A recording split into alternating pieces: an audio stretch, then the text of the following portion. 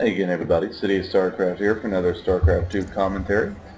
Here we have Cidious Plateau as the map being played on. And of course down here in the bottom left corner is yours truly, Cidious StarCraft, playing as the Red Protoss. Going up against JROC, the Blue Terran, up here in the top right corner.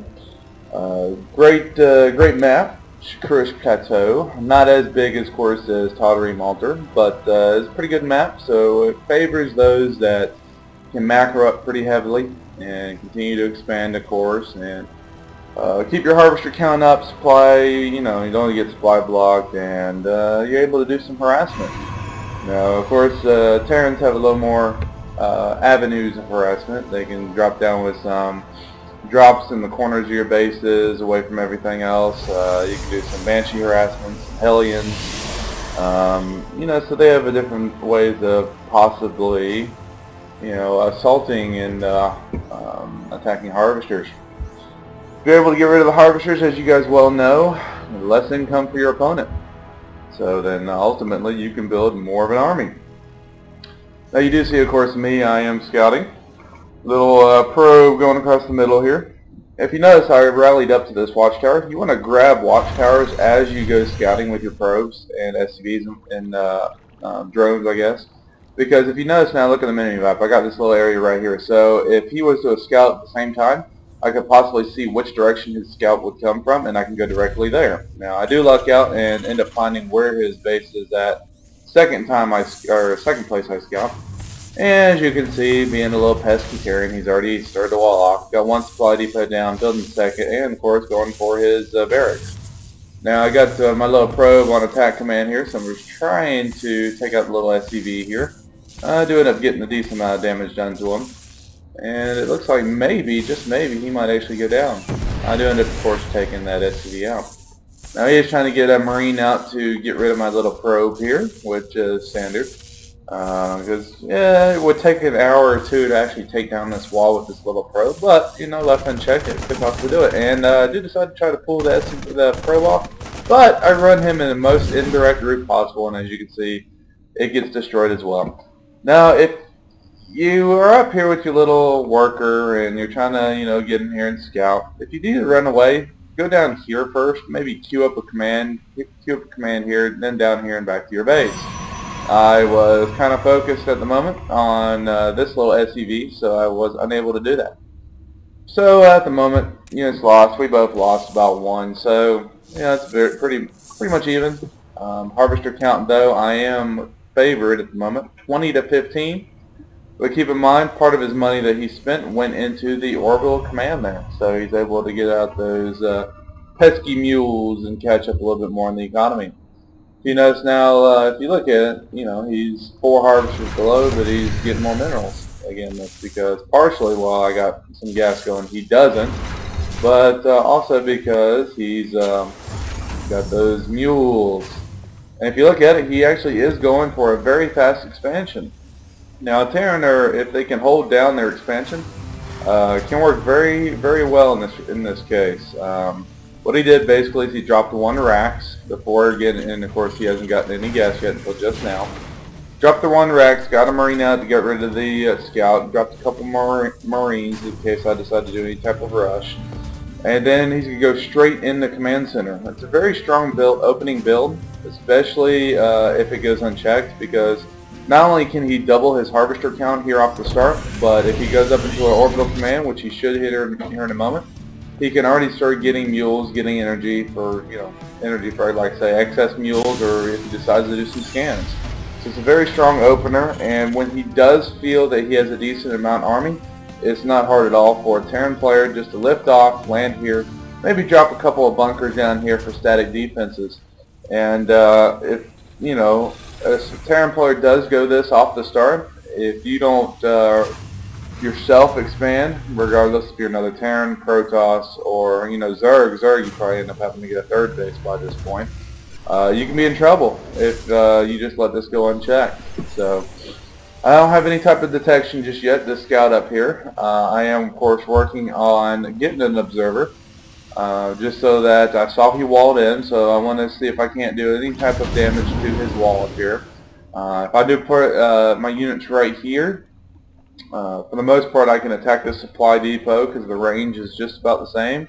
I believe it is the same 5 on the Marines as opposed to 6 on the Stalkers. So I actually have a slightly range advantage there. If I keep him out of the way of his Marines, I should be okay. Plus, I might be able to destroy a couple of his buildings before committing to any type of attack there.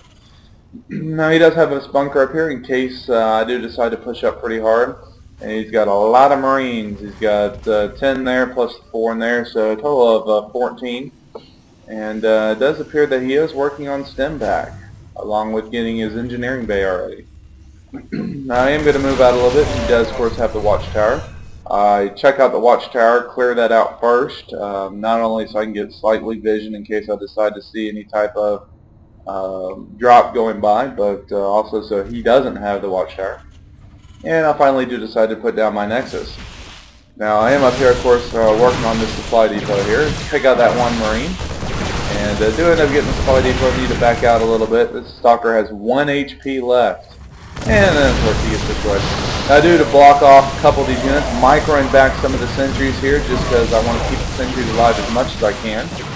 The longer you keep those alive, the more energy you potentially could have. And then finally do scout up there and do see his bunker up there. So it's advantageous for me to actually back out at this point.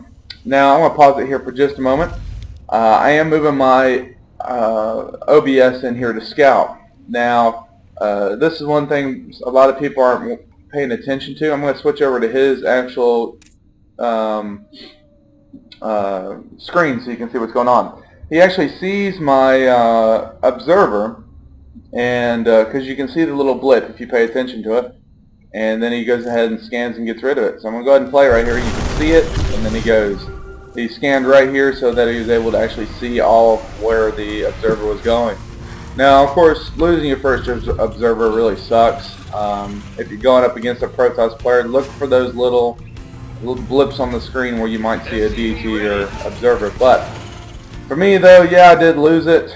The problem with that is, or the good thing about it, though, is I did end up seeing his orbital command. So I do know at some point in time he's going to try to push out and do an expansion.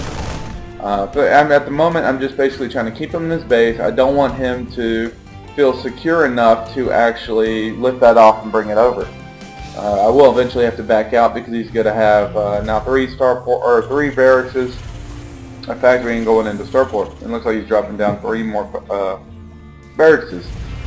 So there'd be no possible way I can hold this position going much further. If you look at the harvester count now, I'm at 30 to 33. The reason why he was, of course, much higher than that is, of course, this expansion that he's been basically rallying SCVs over here to get going. At the same time, he's saving up a little bit of energy, maybe for a couple scans or for mules.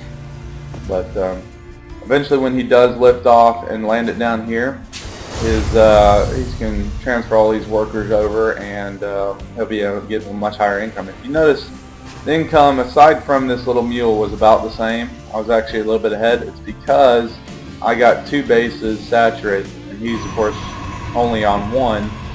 And a lot of these SCVs really are just bouncing back and forth because they can't mine over top of each other. He does finally decide to move out with his command center, dropping it down here on the low ground. And as you can see, he does have 3 bunkers queued up. So he's going to want to do a very high macro game. He's not going to want to do any type of early rush. He's going to play more defensively than anything and wait for me to do some type of attack. Now I do end up moving here with 1 stalker, sending it to its death. Not too worried about it, but I do see that I do see the timing of the expansion. I know for the most part he just landed that because of where these bunkers were and how far along they were in being built. So that's one good thing to know, that at this point I have a good feeling that I'm a little bit ahead when it comes to maybe not harvesters, but a little bit ahead when it comes to actually having my expansion up and running. He does have a couple SCVs that need to go back to work here, it seems. Now I do have this particular watchtower. I use this stalker that was at this watchtower to go scout real quick, but it'd be smart to actually go retake that, I guess. Production tab shows that I actually am working on Colossus. You're going to get 1 more Immortal out because Mortals do pretty good against the Marauders, and I saw he did a pretty decent Marauder Marine army so far. At the same time, I'm working on Thermal Lance and finally getting that Colossus. He's actually getting combat shields, a must-have if you go high Marine army, just because they do increase the hit points of your Marines, so it's very, very good to have. And of course they do have stim pack. Now, one thing he definitely needs to work on, though, is concussive shells for his Marauders. You'd be surprised at how often Terran players actually forget to get concussive shells on their Marauders. They get focused on other attacks or focused on getting the stim pack that they forget the concussive shells, but it's basically a must-have due to the fact that, again, it slows the units down. So if you get a decent army, Marine Marauder, you're able to, of course, shoot the enemy, especially if they have a lot of Zealots like I do at the moment, and move back and shoot, and you're slowing down all the advancing armies, so you buy yourself plenty of time to move back, run away if you need to, or just keep destroying them if they keep pressing forward.